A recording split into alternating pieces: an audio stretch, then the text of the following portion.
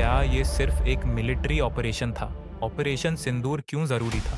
पाकिस्तान के सभी आतंकी ठिकानों को तबाह कर दिया गया। आइए जानते हैं इस पूरे ऑपरेशन की सच्चाई इस वीडियो में। 7 मई 2025 की रात, जब पहलगाम में धर्म पूछकर 26 बेगुनाह लोगों की हत्या करने वाले आतंकी पाकिस्तान और पाकिस्तान अधिकृत कश्मीर में अपने ठिकानों पर चैन की नींद सो रहे थे, उन्हें जरा भी अंदाजा नहीं था कि यही रात उनकी जिंदगी की आखिरी रात बनने वाली है। यह कोई अचानक लिया गया फैसला नहीं था।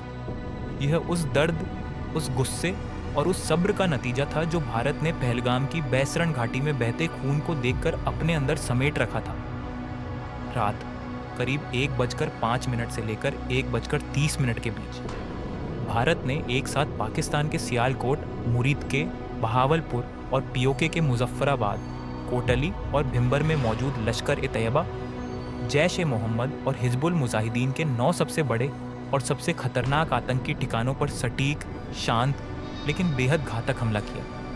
कुल 24 मिसाइलें और कई हाई प्रिसीजन बम दागे गए और कुछ ही मिनटों में आतंक के ये अड्डे धुएं, आग, मलबे और खामोशी में बदल गए।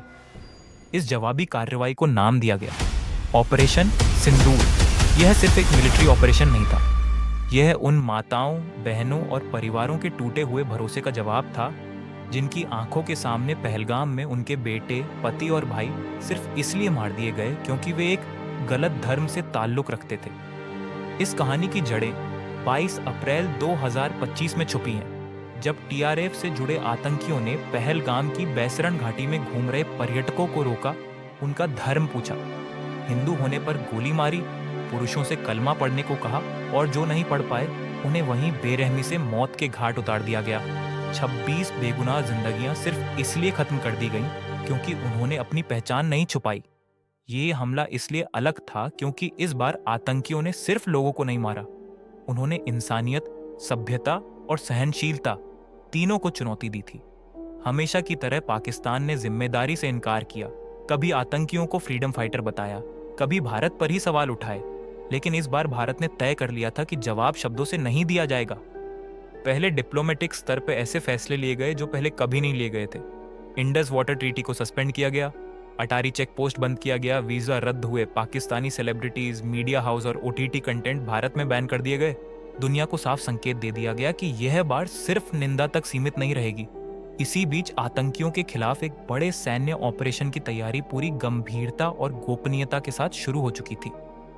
19 अप्रैल को दिल्ली में हुई हाई लेवल मीटिंग में प्रधानमंत्री नरेंद्र मोदी, रक्षा मंत्री एनएसए अजीत डोभाल, सीडीएस और तीनों सेनाओं के प्रमुख मौजूद थे और प्रधानमंत्री ने साफ शब्दों में कहा, आतंकवाद को खत्म करने के लिए सेनाएं जो जरूरी समझे उन्हें पूरी छूट है।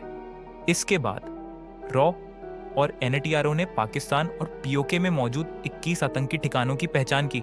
सैटेलाइट इमेजरी, ह्यूमन इंटेलिजेंस और रियल टाइम सर्विलांस से हर लोकेशन को वेरीफाई किया गया। इनमें से 9 सबसे खतरनाक टारगेट चुने गए, वही जगह जहां से पुलवामा, 26 नवंबर, पठानकोट और पहलगाम जैसे हमलों की साजिश रची गई थी। 5 मई तक पूरा ब्लूप्रिंट तैयार हो चुका था। मंजूरी मिलते ही रफाल, मिराज और सुखोई AIM-KI फाइटर जेट्स को ऑपरेशन के लिए अलर्ट पर रखा गया। एस्कैल्प, ब्रह्मोस, हैमर और स्पाइस 2000 जैसे हथियार चुने गए ताकि हर टारगेट को एक ही बार में खत्म किया जा सके।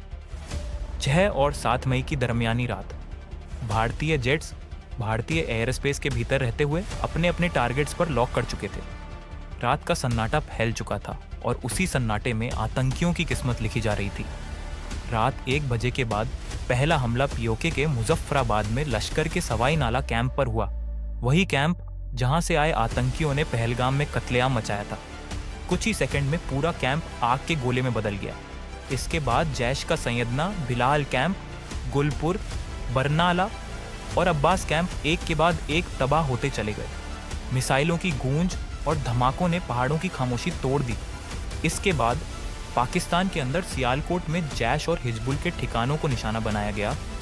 वहीं मुरीद के में मौजूद लश्कर का सबसे बड़ा अड्डा मरकज तैयबा, जहां 26 नवंबर के आतंकियों को ट्रेनिंग दी गई थी, कुछ ही पलों में मलबे में बदल गया।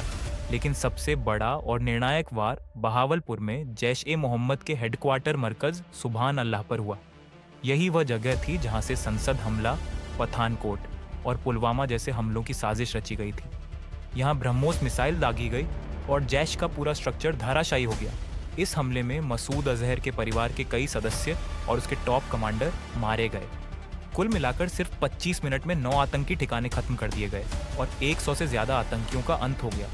ऑपरेशन के बाद पाकिस्तान ने घबराकर ड्रोन और मिसाइलों से भारत पर जवाबी हमला करने की कोशिश की, लेकिन भारत की multi layer air defence system ने करीब 50 ड्रोन और सभी मिसाइलों को हवा में ही नष्ट कर दिया। एक भी हमला अपने टारगेट तक नहीं पहुंच पाया। ऑपरेशन की सफलता के कुछ घंटों बाद भारत सरकार ने प्रेस कॉन्फ्रेंस कर दुनिया को साफ संदेश दिया कि यह कार्रवाई आतंकवाद के खिलाफ थी, धर्म के खिलाफ नहीं। इसी सोच को दिखाने के लिए एक हिंदू और एक मुस्लिम महिला अधिकारी को सामने लाया गया।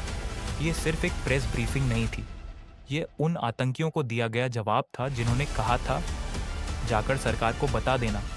दुनिया के कई बड़े देशों ने भारत के इस कदम को आतंकवाद के खिलाफ जरूरी कार्रवाई बताया और देश के अंदर राजनीतिक मतभेद भुलाकर एकजुटता दिखाई गई। अंत में भारत ने साफ कर दिया, यह देश चुप रह सकता है, कमजोर नहीं, सह सकता है लेकिन भूलता नहीं। और अगर कोई उसकी तरफ आंख उठाएगा तो जवाब शब्दों में नहीं, एक्शन में मिलेगा।